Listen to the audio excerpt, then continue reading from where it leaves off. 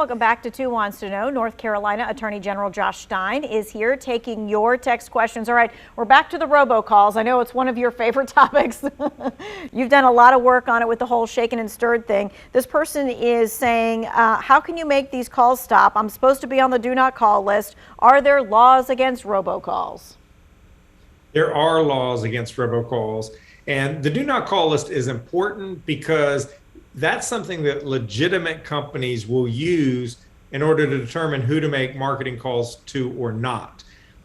So that's good to be on the list. The problem with robocalls is these are not legitimate companies. These are criminals, and they are using the internet, the new technology, in order to make these calls.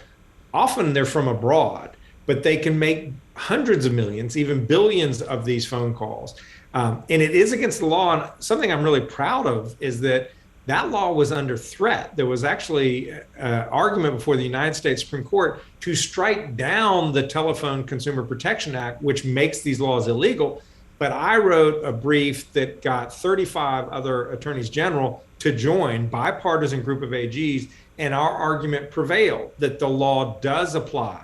And it is illegal. And so we're aggressively enforcing that law when we can identify these wrongdoers. We did a $200 million settlement with Dish Network over their calls. We did, there was one charity entity that made some 67 million calls to people. 67 million people received 1.3 billion calls. And we shut that operation down. And I've got a case against a guy who does the car warranty calls into North Carolina. He made some 75 million robocalls here. So defending the law, enforcing the law, pushing the phone companies to do even more and deploy technology that can help weed out these calls. There's something called stir shaken that Tanya referenced. That requirement has now been imposed on all the big phone companies, but not the small ones. And the FCC, the federal regulator, said that the small companies had 2 years to get in compliance. So I led a coalition of AGs of every AG in the country, 50, urging the FCC to make it 1 year, because this technology will get rid of spoofing where the companies misrepresent the number that they're calling from. And when they can no longer misrepresent where they're calling from, it will be easier to trace who made the call and then hold them accountable for breaking the law. All right, so you've led the way, but these things are kind of like in the works. So in the meantime, you suggest people just don't even answer their phones when they don't recognize a number?